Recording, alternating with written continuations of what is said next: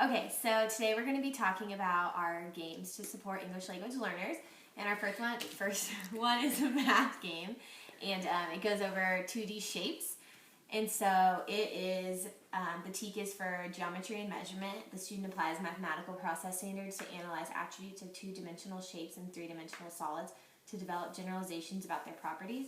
The student is expected to identify two-dimensional shapes, including circles, triangles, rectangles, squares, as special rectangles, rhombuses, hexagons, and describe their attributes using formal geometric language.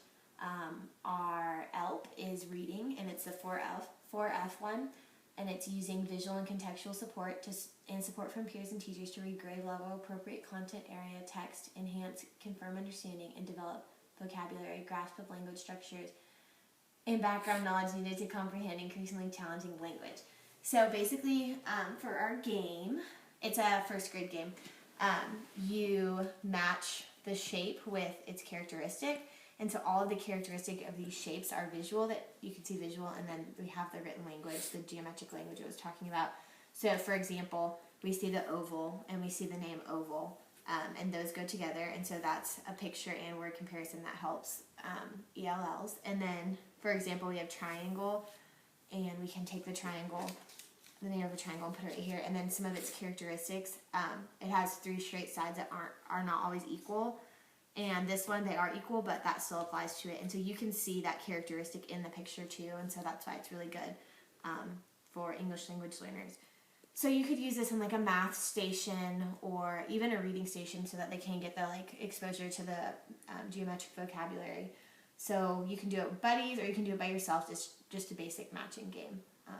So yeah, that's that one. And then we're going to clean this up.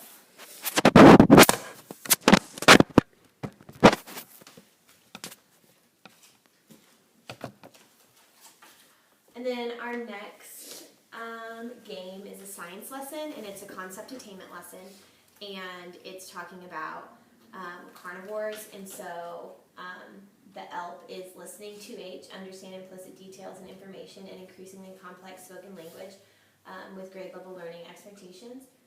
And the TEK for that one is, I'll explain it. So basically what it is it's a game. It's like a sorting game that the teacher does, or you can have one student do, and you should really do it before, it's on the desktop, or no, I pulled it up, just type in concept attainment documents, and you sort. So you have one pile which is a yes pile, and one pile which is a no pile, and what you do is you can start, so like you'll start with something that does have the characteristics of the concept. So I can say like a fox is a yes, and you'll put that in a yes pile, like somewhere that the